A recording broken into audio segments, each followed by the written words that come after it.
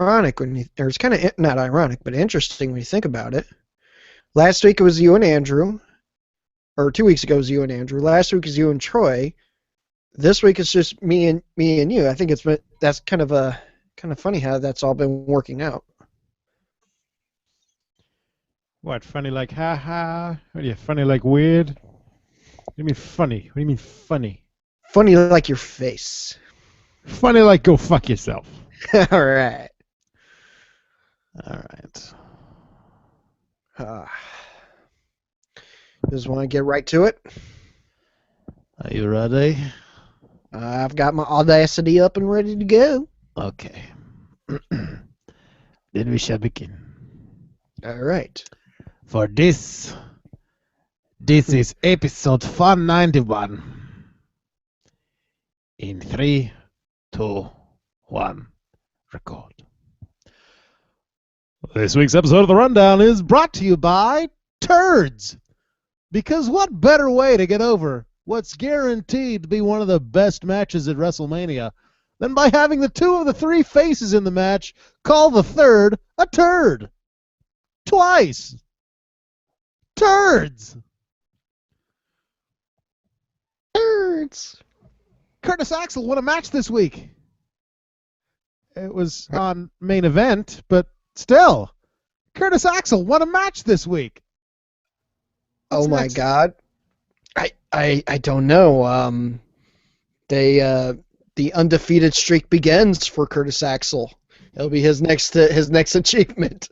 The undefeated streak after the defeated streak. Yes. I may have lost 6 in a row, but I'm never losing again. I think it'll be a worthwhile way to pursue it, especially if he's undefeated in main event. So then that way he could say he's he's undefeated in the main event. Yes. You know what else is worthwhile? What's that? Theme song! Oh, dear God!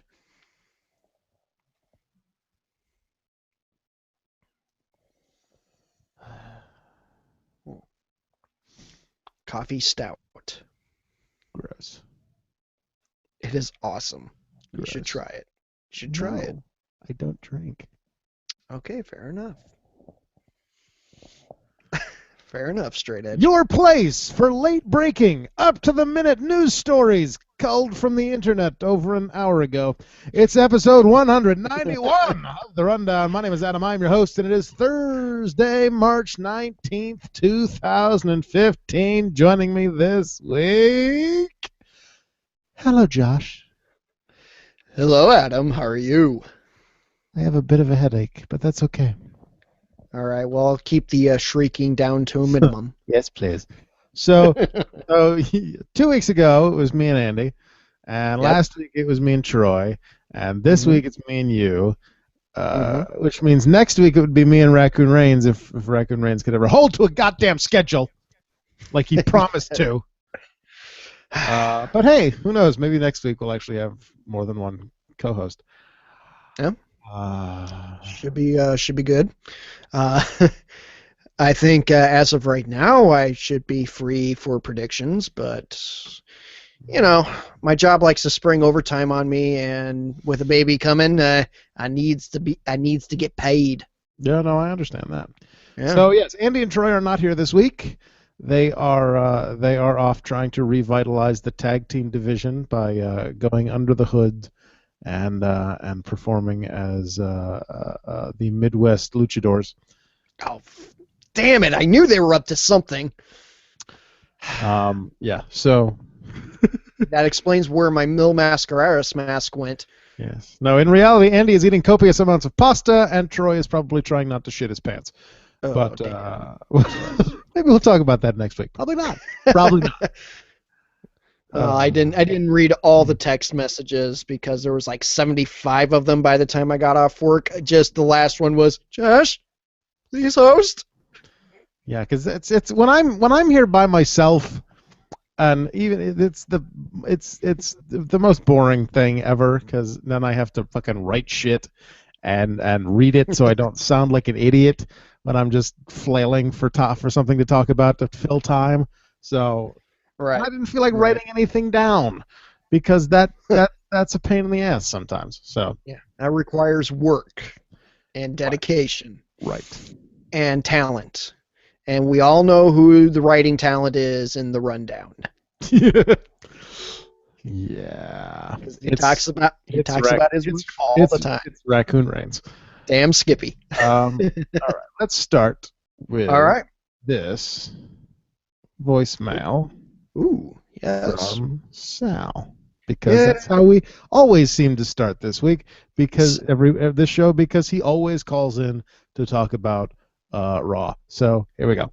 Sal's a very topical guy. Hey, what's up, Rundown? This is Sal. My cousin Tommy was going to call in this week, but apparently he has a sore throat because his voice is just sounding like shit. So I decided to call in this week. I wanted to talk a little bit about Monday Night Raw. First of all, I'd like to say I thought JBL was going to seriously kill Michael Cole for telling the universe that WrestleMania started at 8 p.m. He legitimately flipped out and was like, "What's wrong with you, Michael? That's not the time, or that's not the wrestling start time. That's 7 p.m. Jesus, Michael, what's the matter with you?" I'm like, oh my God, JBL's going to reach across that table and just slam Michael Cole's head off the announce table like 6 times, as if Vince wasn't already verbally doing that in the back. And that might have been the greatest Raw moment in the history of ever had that actually happened. I would pay good money to see JBL legit beat up Michael Cole on at the commentators table. Hey, it'll lead to a match at WrestleMania, and then Michael Cole's winning streak at WrestleMania will end. I hate you. A second thing I wanted to talk about this week, Adam, it's a shame that you've never watched any of the Rocky movies, because if you watched Rocky 4, you would notice that it's pretty much the Cena-Rusev feud. The entire arena is sitting there getting all patriotic on Rusev, and I guess it's working. I guess they'll all go crazy when John Cena wins the U.S. title, but I don't know, it feels like really overdone at this point. I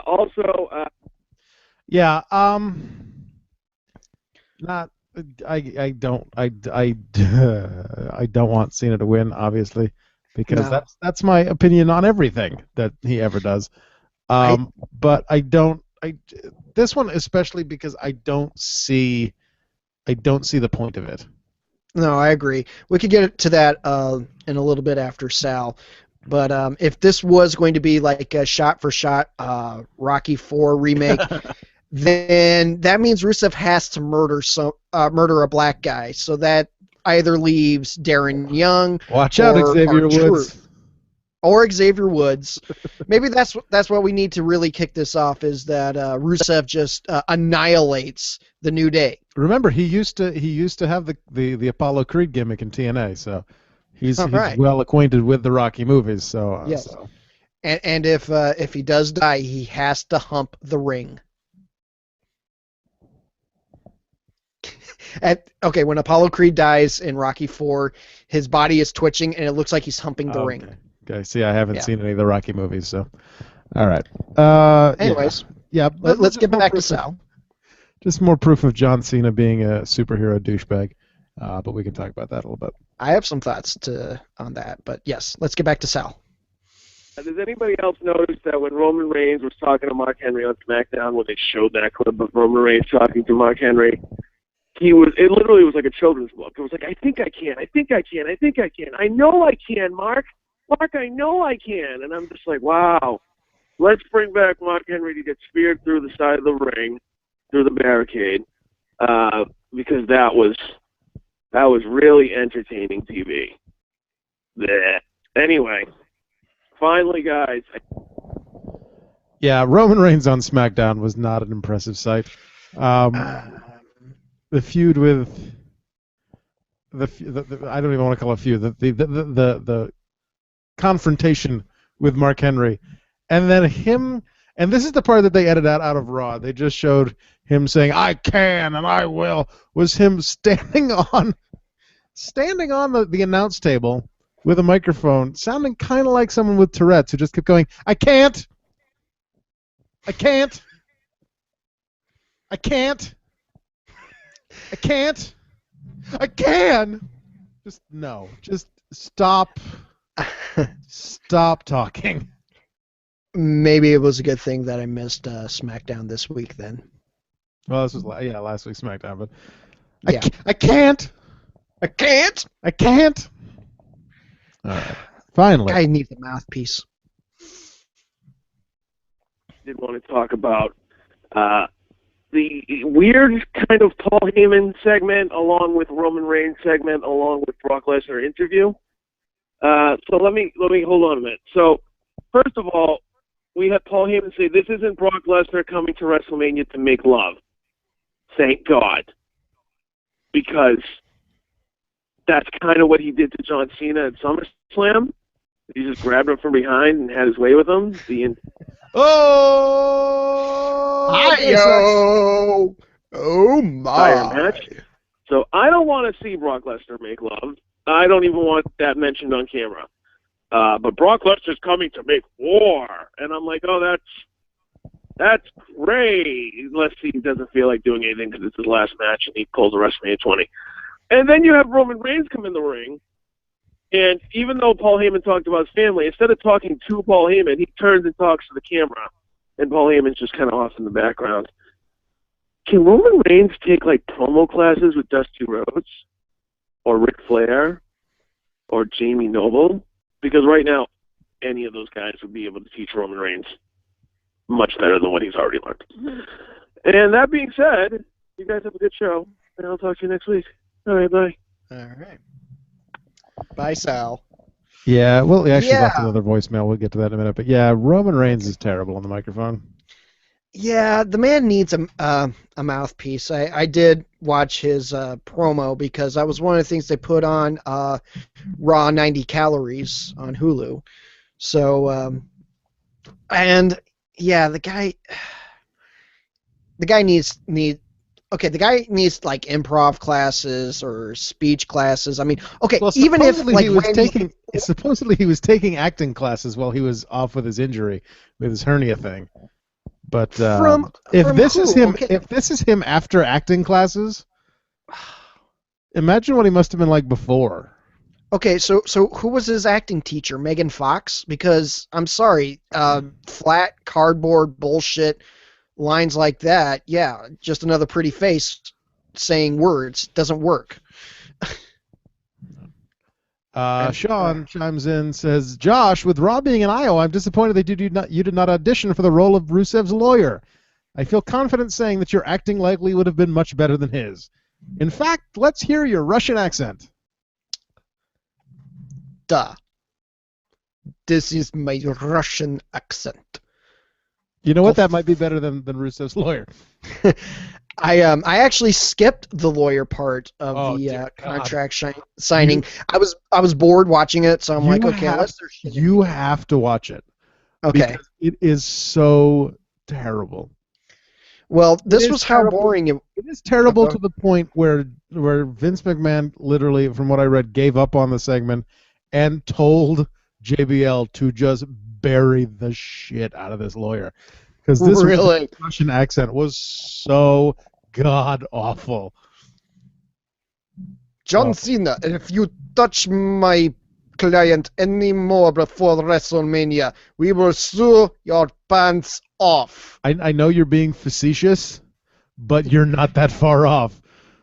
That was terrible. That's how bad it was. I'm not an accent guy. Sean, I'm a lot of things. Sean says Roman's acting teacher may in fact be Rusev's lawyer. And you know what else? You know what else was not impressive about SmackDown? The show ending with two wrestlers calling Daniel Bryan a turd. Okay, so who called him a turd? Dolph Ziggler. Okay. And Dean Ambrose. Okay, I can see Dean doing it because it's Dean Ambrose. He's fucking crazy. And I get why they would do it with Ziggler. They've been kind of playing at a possible feud between Ziggler and Daniel Bryan just from what I've seen so far. It seems like they're not getting along in the tag matches. They're constantly back and forthing on each other. And here's my question. Is a feud between Dolph Ziggler and Daniel Bryan a terrible way to put these two over? I don't think so. I would love to see it. For one thing, they can both go in the ring. So for any matches between the two of them would be fantastic to watch. Right. But I would have no issues with a Daniel Bryan Dolph Ziggler feud. But then here's the other question. I mean, everyone's still expecting the some sort of resolution between Daniel Bryan and the Authority. I mean, is there a way we can play that angle up? You know, they're going at each other, and then the Authority gets involved, so that way we're still keeping the tension between Daniel Bryan and the Authority, and even Dolph Ziggler, for that matter.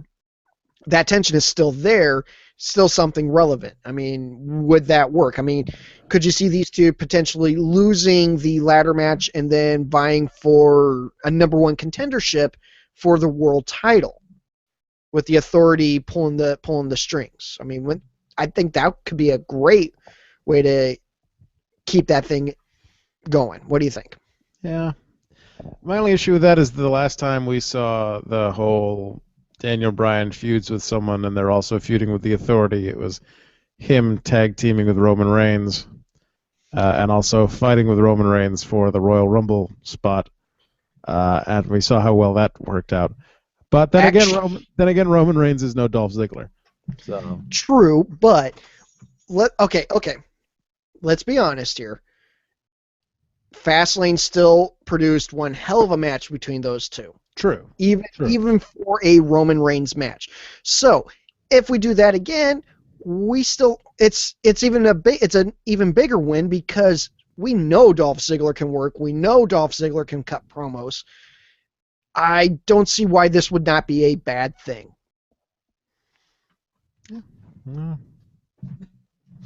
But we'll have to wait until after WrestleMania, after the blowout. Okay, you wanted to jump back to John Cena being a douchebag. Yes, because I kind of need to get a little something off my chest here. And I just okay. So I know a lot of people have been railing on Cena is kind of the thing to do, especially if you're a quote unquote internet mark. Whatever, you like to shit on Cena. And I know a lot of people have been all about, well, I want to see an edgier Cena. I want to see Cena do something more badass and be, don't take shit from no one. So what happens? John Cena actually does something controversial, something slightly edgy in the whole getting Rusev to pass out in the STF that sucks. But he's doing that. He's being kind of brutal, kind of heelish, kind of badass. And then there are people on this podcast who I won't mention names, you sir, Adam, who are still shitting all over it. What the fuck, man? Can this guy not even do anything slightly to your liking? I'm asking, because he actually did something which I thought was pretty atypical for the John Cena character, and I liked it. He was being a brutal hard ass. He was being slightly heelish, and hasn't that what people have been wanting to do, especially that kid with the terminal heart condition in his brain? They wanted to see that happen. So what's up, man? Come on, seriously. Or is it just you just want to lambast Cena because that's the thing to do, is to lambast Cena no matter what he does?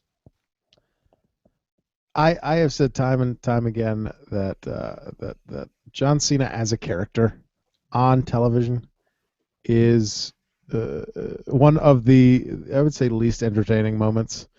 And I'm including Big Show feuding with Kane, one of the least entertaining things about WWE programming. Because, not just because he's been exactly the same person for the last 13 years, however long he's been around, but because there hasn't been. It's always the same. It's terrible. Try to cut a serious promo, get all mad face, and then make really stupid jokes. Call your opponent gay. Be a star, and then win, because it's always win. And my issue with what's happening now is the fact that he is supposed to be the superhero. He's supposed to be. He has said himself that he will never turn heel because he's supposed to be a role model, and he's supposed to be that guy that kids can look up to and be like, that's John Cena, that's my hero. And yet he is, and we've talked about it many times on this show, he is the douchebaggiest superhero I have ever seen in my life. He from that I Quit match with Batista, where he was going to AA him off the car, and Batista quit, and he did it anyway. Winning last man standing matches with duct tape. Dropping all those chairs on Wade Barrett after he'd already won the match. And now this. Now can't take his ball and take a back seat, and I know it's I know that it's story. I know that it's written this way. I'm not the it's still real to me guy here. But can't take a back seat and think, "Oh, maybe there's a WrestleMania without John Cena." Has to shoehorn his way in by beating the shit out of a guy because the guy didn't give him what he wanted. Be a star, superhero, douchebag. And that's my take on it. All right, it's a compelling argument. It's just all I hear is, man, I'd like to see Cena do a little bit more heelish things. I like to see Cena do a little bit more heelish things. He did something heelish, and it's still like, well, fuck this guy. He's never going to get my vote. Here's the thing. That's how it comes off to me. Here's the thing: is John Cena, having been the same guy for the last eon, to turn, he can't just do heelish things, because if he just does heelish things, then it's just what we've just been talking about, superhero douchebag. If he's going to turn heel, he has to hit Vince McMahon in the face with a chair. He's got to do something that is a distinct and on purpose, something distasteful, something hateful that causes legitimate hate, not the this guy's a douche, but like, oh my god, this guy's a fucking evil dickhead. If he's gonna turn heel, he has to do something that is demonstrably on purpose, and something that is just so out of left field that it's just a very sudden, oh, John Cena's a heel now. So we're talking like a Hulk Hogan turning on Macho Man with the Outsiders sort of thing, where it's just exactly. You don't see it coming. It's exactly. It's got to be something, I was just thinking, something with Ziggler, something with Daniel Bryan. If he were to like suddenly turn on Daniel Bryan, it's got to be something huge. It can't be, oh, here's a little bit of a hint of maybe he's gonna be a bad guy, because that's not gonna work, because that's been his MO for the past 10 years. All right. I just wanted to kind of get it out there, and I kind of like Sean's comment here, which says, Adam, do you have blisters on your toes? Because Josh just held your feet to the fire, homeboy. Yeah, I mean, homeboy. It's been something that's kind of buzzing in my head for the last couple weeks, especially with since Cena did his, as you say, the douchebag heel or face move, and I just kind of wanted to bring it up because, personally, when it comes to John Cena, I can like him, I can hate him. The guy does have some level of entertainment value. I can see what he's doing for WWE. I could take him, I could leave him.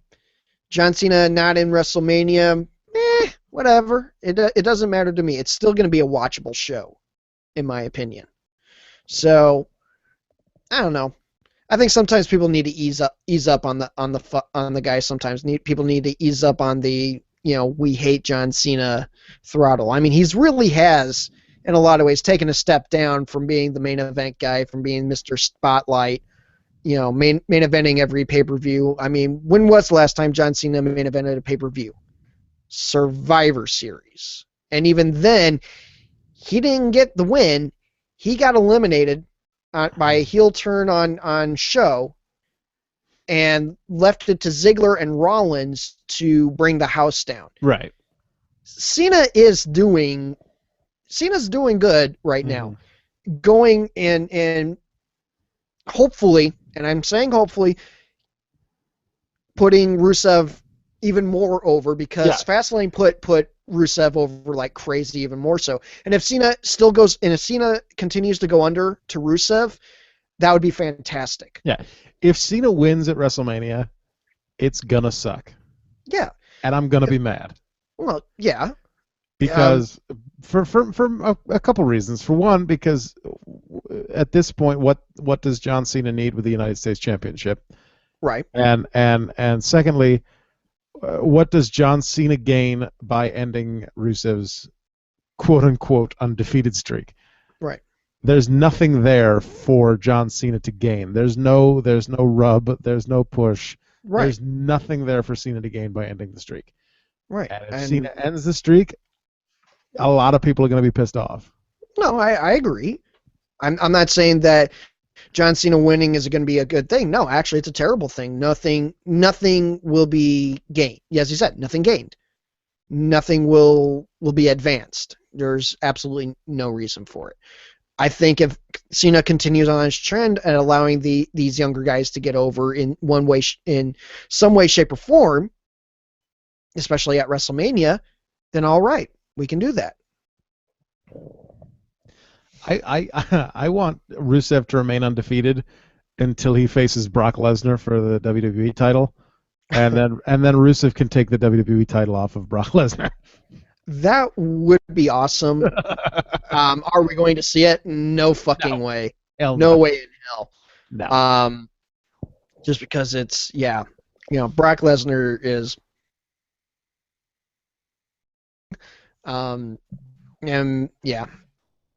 okay. So, but okay, enough on beating the dead horse, which is John Cena's douchey faciness, and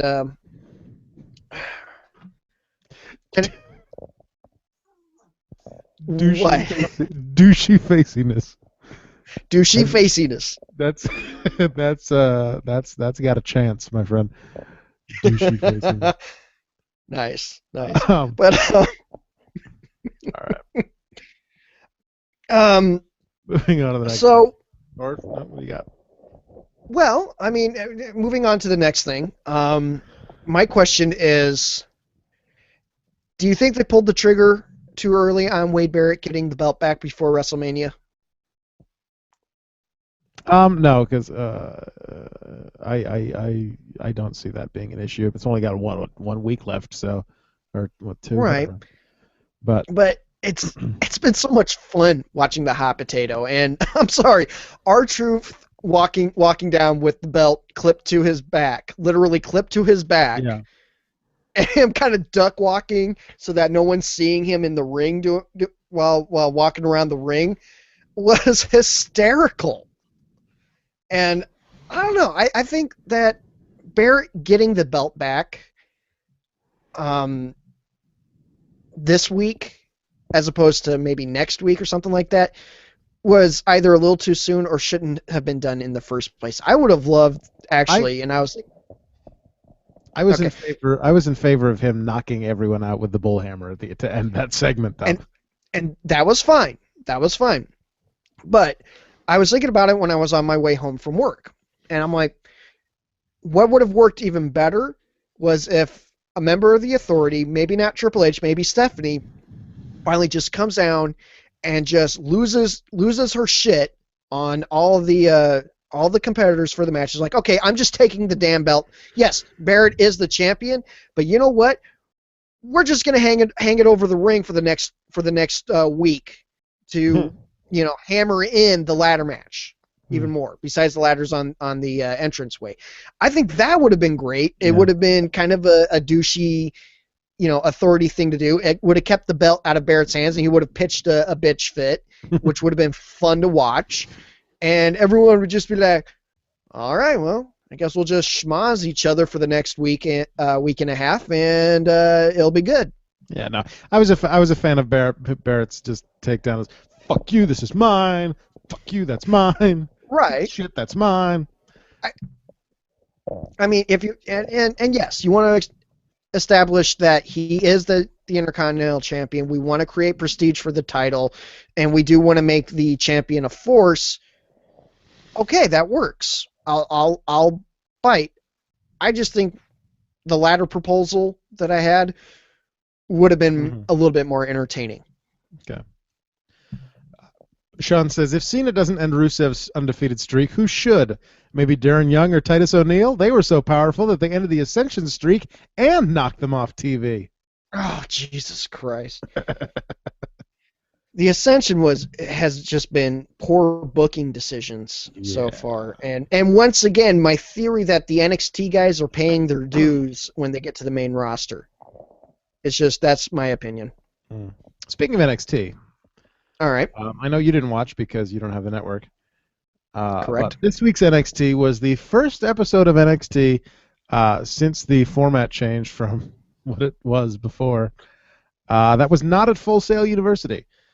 This week's episode of NXT hailed to us from Columbus, Ohio. I think it was Columbus, Ohio, at the Arnold Sports and Fitness Expo, or whatever the fuck it was called. And so it was quite interesting to see the way they had it set up. First of all, because there was not enough room for at this venue, wherever this venue was, for the ring and the stage and a ramp. So we had the ring and a stage. They would come out, walk 2 feet to the front of the stage, and then turn left and walk to the side of the stage and down a flight of down some stairs and into the ring. But I think like I said, we've been talking about it over the past few weeks. NXT becoming kind of a traveling show. I think that's a great idea because there is a certain kind of insulary quality to having them in Florida all the time and being in front of the same fans all the time. And I think you see that when you get like Bo Dallas's initial run on the main roster or Adam Rose's run on the main roster, where they come up and the WWE live crowd, which is in a different place every week, just isn't buying it because they haven't been. I don't want to say because they haven't been exposed but because it hasn't been the same people each and every week for as long as you've been in NXT. So I think them traveling and even them doing TV in places that aren't Full Sail is a great idea. Okay, and that's a good point. It really is. I still want to go back to my original, a little bit of the original argument that I had about this, and I don't want to see them in big arenas. Now, if we're at a smaller arena, right? Well, that's like I said, that's as what you that's described, what this was, yeah. That works fine because once again, these guys are developing their skill set to become the big. Big arena guys. Yeah, so, and it's not going to be NXT at Madison Square Garden. Well, good. The original plan, it doesn't need to be there. One of the original plans was that WWE was actually trying to purchase the ECW arena and use that as kind of an NXT home base as well. And with that said, NXT is having their own event in San Jose for WrestleMania weekend. Really? That at San Jose State University. Which sold out in about an hour on Monday morning when the tickets went on sale. This event will be the biggest show in NXT history, as the venue can hold upwards of 5,000 fans. Okay, excellent. And they have released additional seats. You can get them through Ticketmaster. It's being noted that the demand for these tickets actually stunned quite a few people within the company. That this WrestleMania weekend show for NXT is selling out already. Sold out in an hour on Monday morning. Well, I think that a lot of it is the draw of the talent. I think they are grossly underestimating the indie crowd that is so over on NXT. And let's face it, NXT is, when I say transition, I mean that. It's a transition step from the indies to WWE proper, to the big shows, to the big crowds. And I think WWE is, underestimating the power and the draw of the indie fans. Yeah, we talked about that last week, how they're considering, moving it away from being just like a 100% training center for people who have, I don't want to say no experience, but limited experience, and bringing in, becoming, indie all-stars. Here's your ticket to Monday Night Raw. Basically. Right, and with the idea that WWE is also trying to pick up ROH talent when their contracts expire. Right. Maybe WWE is starting to maybe consider the fact that these indie guys and these indie fans and these internet marks, can bring in money to the company that they probably are lacking. I mean, they're probably hurting, and when they're technically developmental, you don't have to pay them nearly as much as you would your main talent too. So that's got to be a win for them. Okay. Now, speaking of ROH guys, last week we talked about Samoa Joe. We talked about the Briscoes. Thankfully, it seems that any talks with the Briscoes have been halted or never existed in the first place. Oh, that's good. But, I mean, I don't know much about the Briscoes, but from what you said last week, I was like, yeah, I'm not into that. Not a fan. Go ahead. Go ahead. But Samoa Joe, there are reports circling that Samoa Joe's run in ROH is going to end earlier than expected because he's going to WWE. So he's supposedly going to finish up his ROH run with the WrestleMania weekend event in Redwood City, California. Instead of original plans to go through late April, Joe had not as of yet been advertised for any ROH dates through April. Still had some independent commitments in April to fulfill before he heads to WWE. But it looks like Samoa Joe is heading to NXT. Okay. What will his name be? I don't know. But the question is it a little too late? I mean, Samoa Joe's been in the game for years, and he was pretty much a staunch TNA guy. And I think it's kind of odd because I know Triple H a while, at least a couple of years ago said that there were absolutely no one in TNA that he wanted in the main roster of WWE. And that was back when Joe was in TNA. So and AJ Styles and all those other guys. And AJ. Another question is, does Joe go to NXT or does Joe go straight to Raw or SmackDown because he has been a TV guy? He's been a TV guy. And not just an indie guy. And you could say, Kevin Steen was a TV guy because ROH has a TV deal, but it's not a national TV deal. No. TNA is TNA. And as much as we shit on it on this show, as much as WWE refuses to admit it, they are technically the number 2 or number 3 company in the country. Right. I would argue number 3, Ring of Honor being right at the number 2. Right. I think it would be. Yeah. Sorry. I think Joe could benefit from being in NXT for at least a few months, just to sharpen himself up. Giving him that regular show to work on, just so that he's honed himself a little bit more back to where he used to be. But I don't think he needs to spend a year or something like that. Maybe 2-3 months, and then put him into the main roster, I think it will work. I think you start advertising Samoa Joe, even if you use a different name, but you market him right. Mm-hmm.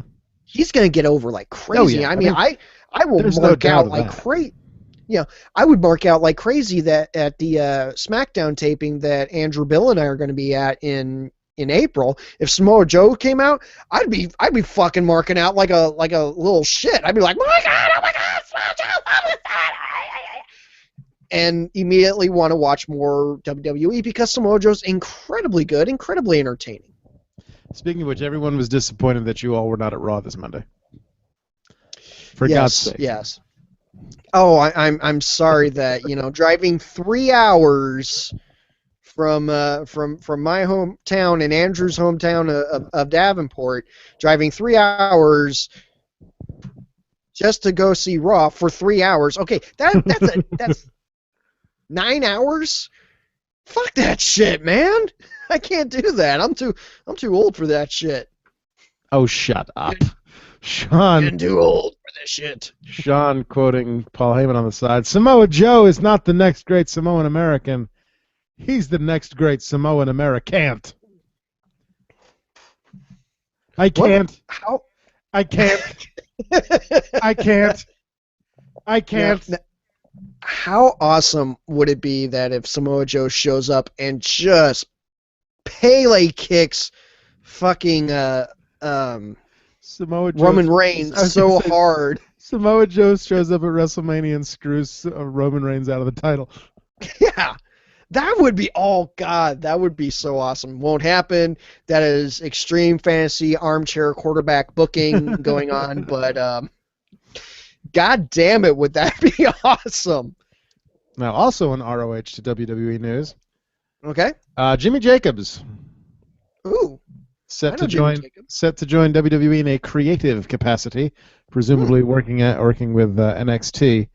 Though that's not confirmed, but is expected to start with WWE after WrestleMania. So Jimmy Jacobs heading towards the creative team. So maybe now they'll have 4 people working on NXT. Would he be doing the barbaric berserker gimmick again? God knows. dude, it was hilarious. I mean, okay, have you met Jimmy Jacobs or has he worked? Met Jimmy Jacobs. No, okay. Because I know when during my indie run, he was predominantly in Chicago and worked the my trainers fed constantly.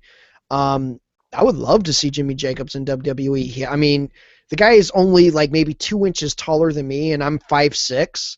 So another, little guy coming in. You wee little munchkins.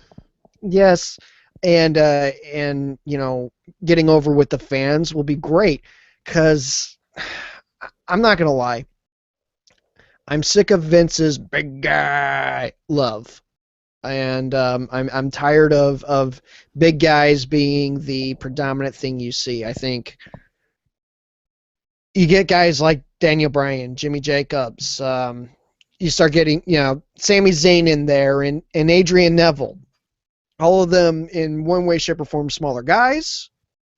And they're getting over like they are in NXT, and if they get over with NXT's new format and to the main roster, you're going to start seeing a definite change in the attitude of who gets over most of the time in WWE. And paradigm shift, if you will. Thank you. That was exactly the phrase I was trying to come up with. I think honestly, WWE is kind of way overdue for that. I mean, no one necessarily buys that 90% of, tough motherfuckers are, 6'1", 285 pounds of raw muscle anymore. No. I mean, there are some small, scrappy, tough-ass shit motherfuckers out there as well. Let's really start showcasing that more. And, yeah, Jimmy Jacobs getting involved with WWE and NXT and maybe start working matches. Fuck yeah, I'm all about that. Especially if it comes out to the touch. Somehow I doubt that. That would be so awesome, though. All right. Sal left us another voicemail. Oh, dear. And It's going to get interesting. I listened to it, and I can't remember what it was about. Is it an early morning one where he's a bit, I'm so... Why did you do that? Don't do that. Go back to where I had you, you jerk. All right. I think this is the one that I want. Okay. Hey, what's up, Rundown Wrestling Podcast? I know I already called this week, but I just came across something that I thought you guys might want to talk about. Going into WrestleMania, there's a lot of talk about Brock Lesnar and Roman Reigns not being able to really headline the pay-per-view. The people really aren't into it. The crowd's not reacting the way they want it to be. Is there a chance that Brock and Roman, regardless of the outcome, is there a chance that Brock and Roman Reigns do not go on last? And if that is the case, who would go on last? Just want to get your opinions on that. Thanks, guys. Is there a chance that the WWE title match does not headline WrestleMania? Possibly. Very unlikely, though. Yeah. And if that was the case, I can only think of two matches that would be hot enough to go over. We're probably thinking of the same two. Yeah. Obviously, the Divas tag.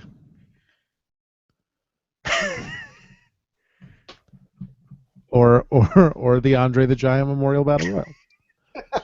Of course. Yeah. Those are the only logical ones. I think Bella Twins versus Paige has absolutely the star power to main event WrestleMania. Okay. That'd be a first for sure. Obviously, it's either Underbreaker or Rocky IV. What about no? I see that's the thing though. I don't see Cena and Rusev being main event caliber.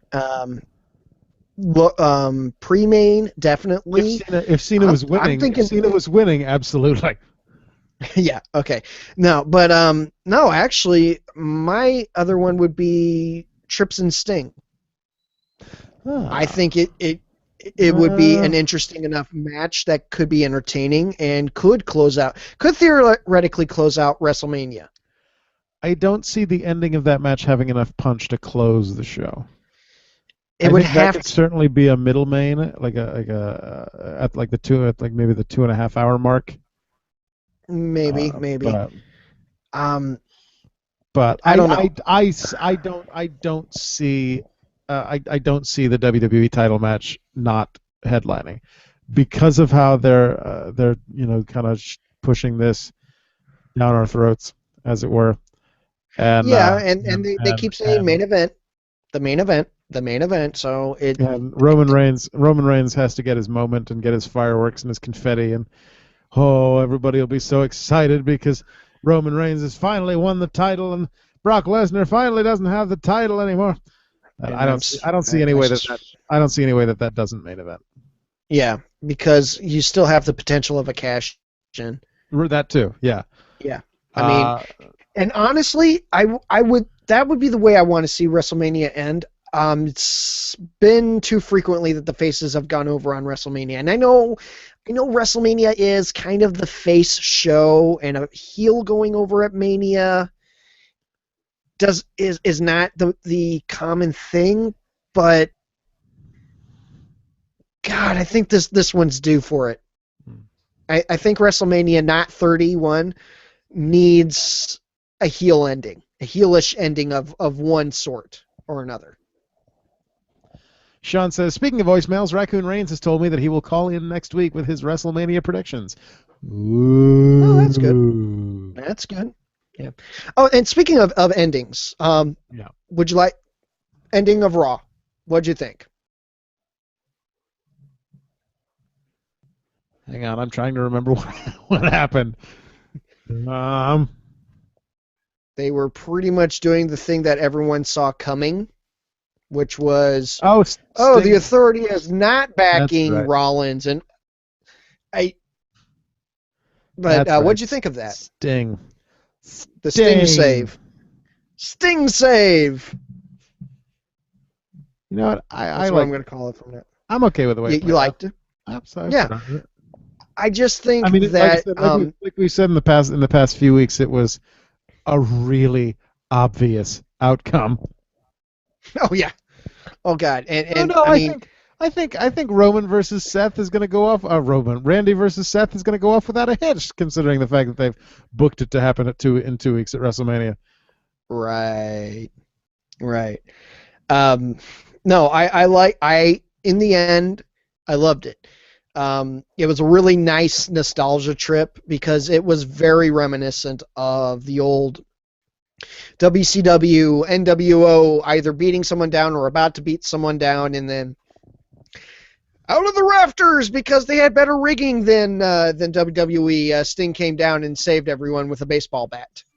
Mm-hmm. And my biggest tweet from Raw is, if you take anything away from tonight's episode of Raw, it can be at least Big Show didn't have a match. But yeah. I mean, the one thing that I did have to comment on was, my God, it was so, honestly, who didn't see that shit coming? It's like my favorite line in the new blaxploitation classic Black Dynamite, when a guy gets stabbed after talking about retiring, and he goes, "Who didn't see that coming?" Yeah, I mean, seriously. Yeah, I mean, like I said, this whole Roman, he did it again, Randy versus Rollins thing, Randy Rollins thing has been just a parade of, yep, that's okay, that's the next step. Okay, that's the next step. Okay, now they're going to fight each other. Okay, they're phoning it in. Now Randy's going to turn. Okay. Yeah. Now we'll have a match. Yeah. Okay. They have a checklist, and they've just been phoning it in. But is that really a bad thing? No. Sorry. It's certainly. Honestly, is it really a bad thing? It's been entertaining. That's debatable. The matches. Okay, well, Randy Orton matches have been good. Yeah, but Randy Orton beating the shit out of Rollins last week, and then him grabbing him, and that was one of the things I wish someone would have mentioned, was when he grabbed Rollins and they're in the crowd, and he sees the little chunky girl with the camera, just take the picture, and the girl's like, ah! Oh my God, I don't know how to work my camera anymore. It was one of the funniest bits ever, because he's just, he's just holding them there for like half a minute, screaming, "Take the picture!" I couldn't help but laugh at that, because it was so surreal. And it's so by the numbers, and it's so phoned in, but at the same time, I'm enjoying it. It's literally, how do we get from Randy's return to Randy versus Seth at WrestleMania in the fewest steps possible, the fewest, most obvious steps possible. Yeah, Sean wants to talk about Black Dynamite for a second, saying Dolomite has the best line from a blaxploitation movie when he calls that dude a honky rat soup eating motherfucker. Nice. But the other thing that I didn't like was from last week, how they made Seth look like an idiot. And I don't think they were trying to make Seth look like an idiot, as more him being a naive little shit. And it did not... I don't know if it was Seth's acting or if it was the writing and directing on those segments, but that was just something else I wanted to bring up, was Seth Rollins being a naive idiot is fine. Seth Rollins just being a pure idiot, I don't like. I don't think it works. Seth Rollins somehow being the only person who didn't see this coming. Right. And I think they got a little back with the, oh, no one's going to help me. Oh, here they come. They're all going to help me because I was fooling you. And I think they got a little bit of it back, but it was still from last week to this week, yeah, very predictable, but entertaining nonetheless. Just because you can predict it doesn't mean that it isn't going to entertain you. Right. I guess that's it. So, you ready for this? Oh God. So they're going to have quite the showdown at WrestleMania. Okay. Speaking of showdowns. Okay. It's the king of segues, this guy. Last week, 2 weeks ago, we had AJ and Daniel Bryan getting married on the 1000th episode of Raw. Yes. Going up against Edge, feuding with a laptop. And the anonymous Raw general manager. Would you like to vote here, please? So, going to the comments. All right. Oh, God. He warned me. You warned me. This one just says last vote. That person was not creative at all. What? AJ's slot era was an awful waste of her talent. Edge beating up the computer had me laughing. A lot. Okay. This one just says, it's a laptop, really. I think there might supposed to be a comma in there. It's a laptop, really. But it doesn't say that. It says, it's a laptop, really. $50 to get you to say anything you do out here for free. Titties.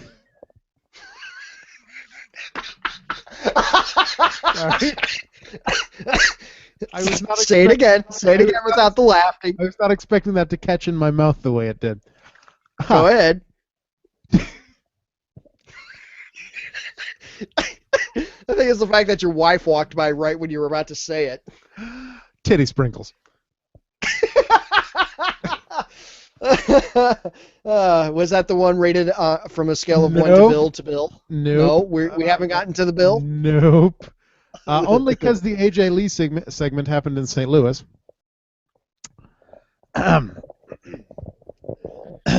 Okay. Okay. All right. Fuck that fucking computer bullshit.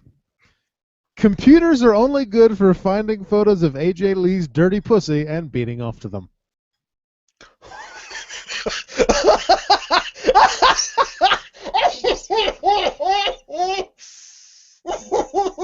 Holy fuck, shit. That's the Bill. Scale of 1 to Bill. That's a Bill. I'm gonna go out on a limb and say thanks, Sully. Wow, someone outbilled Bill? Always Hornswaggle, that one says. Ring weddings usually never end well. The Edge feud day was funny in a weird sort of way. Because it's Daniel Bryan. Thanks, Andy. Edge's feud was a precursor to Oscar-nominated film Her. He was ahead of his time. Aww. And the AJ Lee wedding led to Daniel Bryan saying he would somehow, some way become the WWE champ, and less than 18 months later, guess what he did? That segment birthed the Yes Movement, or at least mistakenly conceived it. Wouldn't be the first thing mistakenly conceived on a wedding night. Ooh. So, moving on. By a margin of 10 points. 1 vote. Your vote, you uncreative fuck. Hey, we were pressed for time. Edge versus the laptop moves on to the second round. There we go. The Rundown Showdown. Our next matchup. There's another Hornswoggle one in here. Our next matchup. First, the episode of Raw that was hosted by Jeremy Piven.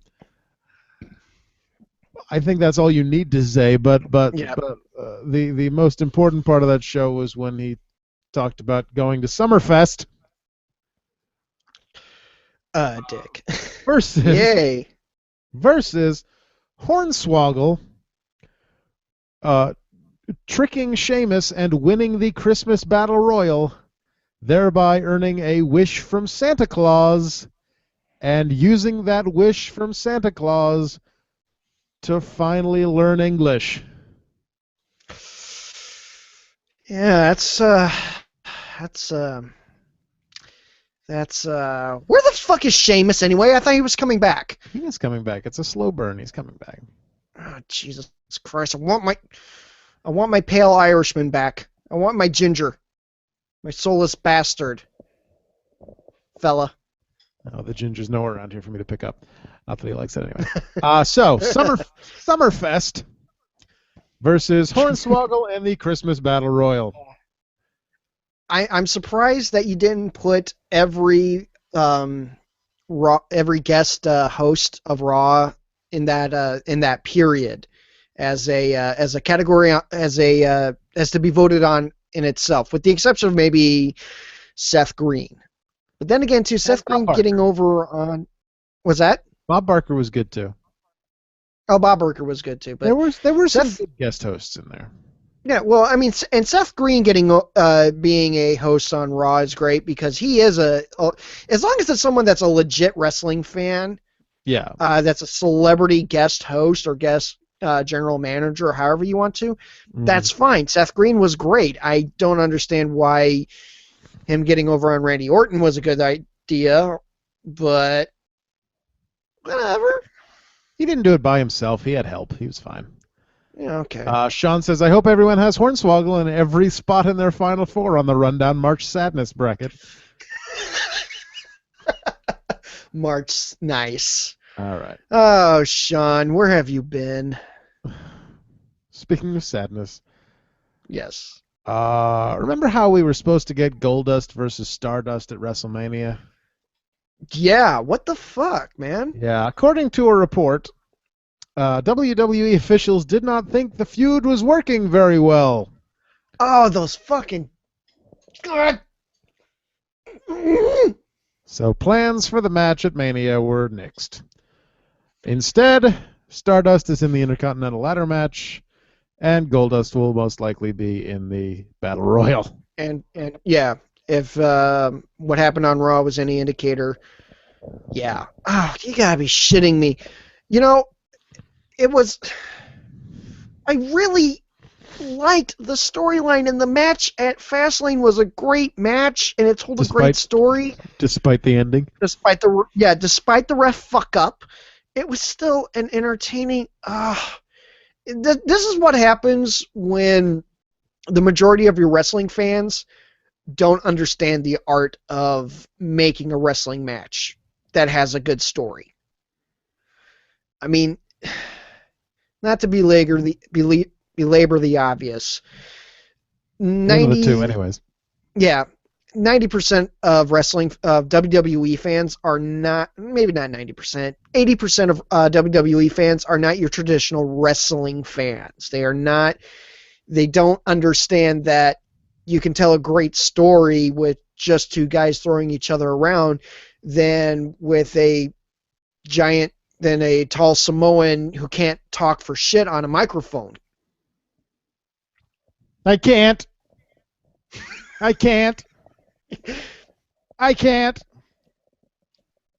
Then again, too, still one of my favorite things that's been going on, at least with the Roman Reigns and Brock Lesnar, is whenever Paul Heyman seems to talk, he keeps going.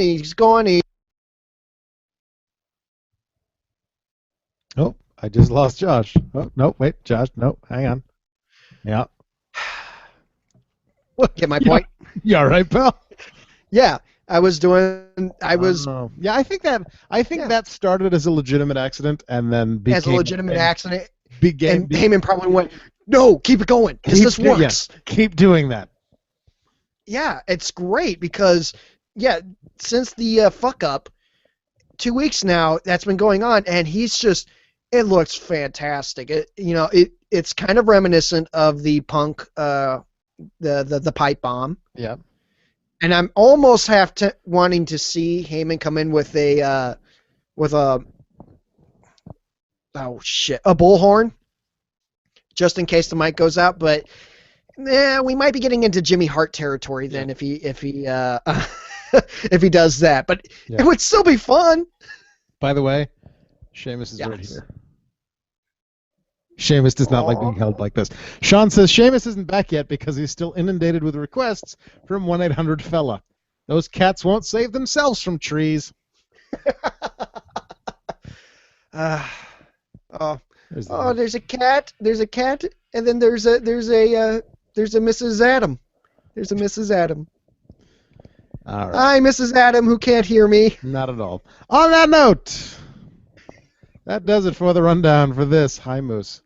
Thursday, March 19th, 2015. 215 days since Brock Lesnar won the WWE World Heavyweight Championship. Yeah, a little over a week before he loses it. Fingers crossed. Sean says, Heyman's mic fucking up was worth it solely for Lillian handing him a new one and Heyman telling her, it's about time you did something right around here. Right. Oh my God, I marked out when he said that. Mm-hmm. Anyway, APW? Get out of my head. APW returns this Saturday with Wrestling for Reading 2 at the J.G. Whittier Middle School in Haverhill, Massachusetts. Lucky Pro Wrestling Homecoming at the Elks Lodge in Clinton, Massachusetts next Saturday, March 28th. And Liberty States returns tentatively Saturday, April the 18th. Search for those companies on Twitter. Follow me on Twitter. Speaking of on Twitter, search for them on Facebook. Follow me on Twitter at Rundown Podcast as I live tweet Raw and sometimes NXT when I remember to watch it. And maybe Impact, but probably not. I'd say there's only maybe like a 10% chance that I'll ever live tweet Impact. Send your feedback. Send your catchphrase suggestions for Troy. Send your fake sponsors, or if you want to be a real sponsor, email rundownwrestling@gmail.com and donate $50 on PayPal. Leave us a voicemail like Sal does each and every week at 206-202-6478. That's 206-20. Angst. Facebook.com/rundownwrestling. Tell your parents to like us on Facebook. If you want to make a donation, go to rundown.podomatic.com and click the PayPal donate button on the right-hand side of the screen. Watch our archived episodes at youtube.com/rundownpodcast and circle me on Google Plus at google.com/+AdamRundown. Host. Buy some poetry at tinyurl.com/distanthorizons and check out something else at shadowvane.net. Which is awesome. Episode 8 just came out, and I'm in it a lot. Yeah. I'm internet famous. Just because you got the lead role doesn't mean shit, man. Doesn't mean shit. Internet famous. Search for us on iTunes under the Rundown Wrestling Podcast. If you subscribe, you get the podcast delivered to you each and every week for $0.00. If you cannot afford a monetary donation, go on to iTunes and leave us a 5-star review because that helps other people find us. And if you leave us a text review, we'll read your name and your review on a future episode. Sean says Scott County Wrestling returns on April 24th with Pearl Arbor Day. For every sneak attack on the show, we'll plant a tree somewhere in the Middle East. Actually, I did get an invite for the next SCW show, but I'm lazy, so I didn't pull up that information to put on at the end of the show. Sorry, guys. If you really want to be promoted, remind me a couple hours before the show. If you really want I know you guys listen. And a little bit of money for yeah. Give Adam $50. He'll promote your next show. I'll promote the shit out of that. We're also on Stitcher, Stitcher.com, or the Stitcher app on your iOS or Android device. Again, search for the Rundown Stitching Wrestling some Podcast. bitches. Still free, but you don't have to download anything other than the app. You stream directly from their servers. You can choose from your favorites of tens of thousands of podcasts. You know the rest. Thanks to Tegan Brown for the logo. Thanks to everyone for listening. Thanks to Sean on the side. And Josh here in front of me. Yeah, it's always nice to be here. Thank you. And thanks to I Fight Dragons at ifightdragons.com for the theme song. Next week! Holy shit, what was that? That got weird. WrestleMania predictions, finally! Yeah. WrestleMania predictions next week. Plus maybe, just maybe, if we're lucky, we'll have more than one co-host. Don't let it out too soon. You'll jinx it. Until then, Jacob, good night and good luck. Fandango, fuck yourself. And tune in next week for another anthropomorphic episode of the Rundown Wrestling Podcast. Good night, everybody. Fairly well. And done recording. And scene. Yes. All right. Sean says, have Andy and Troy both quit? No. No. You weren't No. here earlier in the episode, earlier this evening, Sean. Andy is eating copious amounts of pasta. Troy is trying not to shit his pants. Yeah. How is Troy doing? I mean, do you know? I don't know. He just said he just said he had a stomach bug. So yeah, because I said he's got Cyrus the virus. The somebody. Nice. I like that. All I can see is your double chin. Come on, it's not that bad. Oh, fucking A. Okay, give me a second here. I gotta. Damn it. Audacity's being not weird, it's just. Here we are. Meow, meow, meow. Rundown. 191, right? See. All right. I'm gonna put on a crown. Yay! I have a crown. You have a crayon? Look at my crown. Look at that. I can't see because I have Audacity up and not the Hangout. What the fuck, Josh? You're ruining everything. You're ruining my crown. You got a crayon! Yay! Well, shit. Do you want me to get this exported to you and sent to you, within a decent amount of time tonight? And now I have a beard. Hang on. Something that we will never see. Adam with a beard. God, you gotta bring up my double chin, man. I'm self-conscious of that.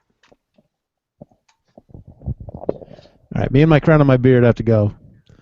But All right, because I gotta make foods and stuff. So. all right. Well, let me get. You're gonna have the Skype up, right? This is the only way I'll ever have facial hair. Yeah, I was. Stop the broadcast.